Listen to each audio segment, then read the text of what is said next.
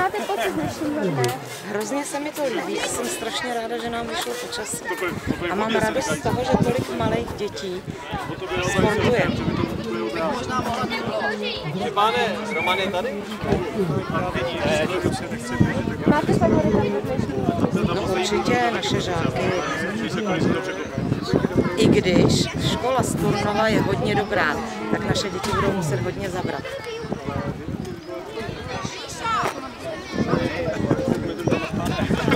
Co byste zkázal závodníkům? Ať sportují férově, aby si neublížili a ať mají co nejlepší výsledky. A zabývala jste se Bohužel jenom na základní škole. Ale zase, co se týče